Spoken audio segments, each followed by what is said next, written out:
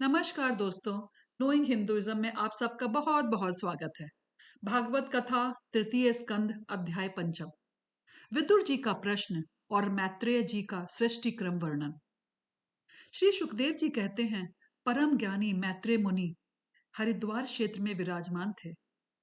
फिर विदुर जी उनके पास जा पहुंचे और विदुर जी ने कहा, भगवान, संसार में सब लोग सुख के लिए कर्म करते हैं, परंतु उनसे ना तो उन्हें सुख मिलता है, ना उनका दुख कम होता है, बल्कि उससे भी उनके दुख की वृद्धि ही हो जाती है।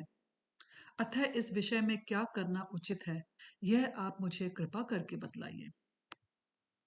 जो लोग दुर्भाग्यवश भगवान श्री कृष्ण से विमुख हैं, अधर्म परायण और अत्यंत दुखी हैं, उन पर कृपा करने के लिए ही आप जैसे भाग्यशाली संसार में विचरा करते हैं। साधु शिरोमणि, आप मुझे उस शांतिप्रद साधन का उपदेश दीजिए जिसके अनुसार आराधना करने से भगवान अपने भक्तों के भक्तिपूत हृदय में आकर विराजमान हो जाते हैं।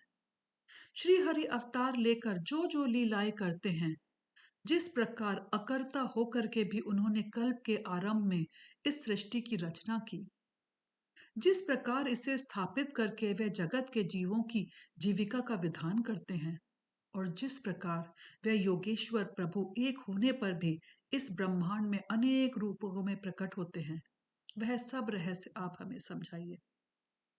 ब्राह्मण, गौ और देवताओं के कल्याण के लिए उन्होंने जो अनेकों अवतार धारण किए, अनेकों प्रकार की लीला करके जो जो दिव्य कर्म किए, वो सब हमें सुनाइए। हमें यह भी बताइए कि उन्होंने समस्त प्राणियों को किन किन तत्वों से रचा है, समस्त प्राणियों के स्वभाव, कर्म, रूप और नामों के भेद किस प्रकार रचे हैं। विदुर जी बोले, मैत्रेय जी, आप दीनों पर कृपा करने वाले हैं, इसीलिए हमें श्री हरि की कथाएं सुनाकर हमारा कल्याण कीजिए।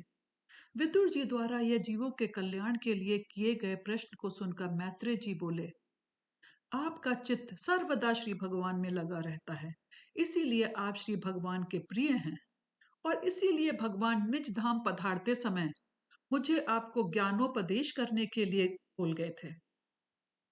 मैत्रेय जी बोले, सृष्टि रचना के पूर्व समस्त आत्माओं के आत्मा एक पूर्ण परमात्मा ही थे। ना दृष्टा था, ना दृश्य। सृष्टि काल में अनेक वृत्तियों के भेद से जो अनेकता दिखाई पड़ती है, वह भी वही थे। क्योंकि उनकी इच्छा अकेले रहने की थी, जब वही दृष्टा होकर देखने लगे तो उन्हें कोई दृश्य न दिखाई दिया, क्योंकि उस समय वह ही अद्वितीय रूप से प्रकाशित हो रहे थे।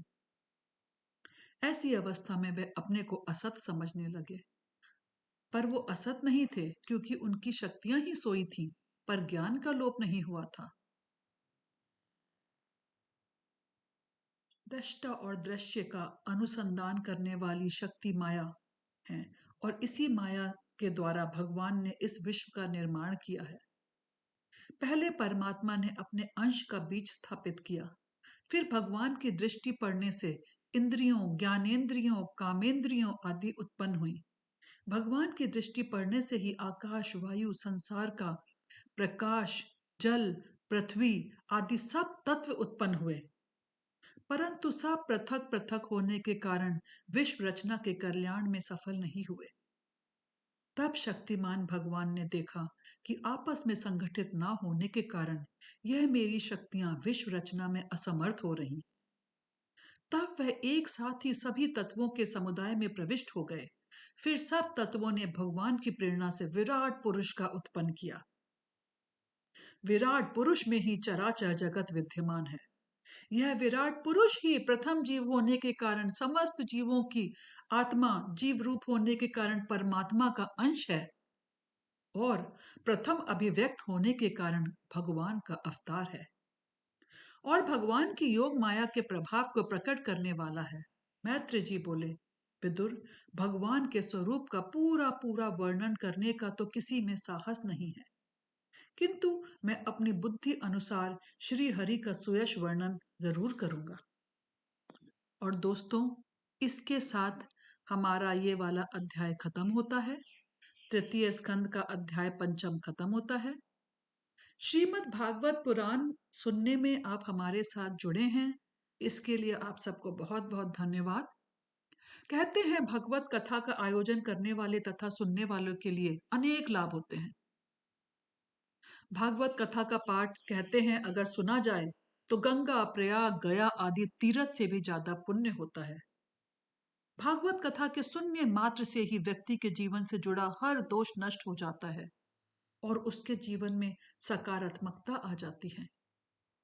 ये भी कहते हैं भागवत कथा सुनने वालों के जीवन में रोजगार के नए अवसर आते हैं, समाज में प्रसिद्धि और सम्मान बढ़ता है, दरिद्रता दुर्भाग्य का नाश होता है। तो दोस्तों, नोइंग हिंदुइज्म की तरफ से आप सबको बहुत बहुत धन्यवाद और आपके जीवन में श्री कृष्ण की कृपा हमेशा बनी रहे, आपका जीवन सुखमय रहे। इसके साथ धन्यवाद। अगले अध्याय में आपसे फिर मिलेंगे। नोइंग हिंदुइज्म की तरफ से धन्यवाद। नमस्कार।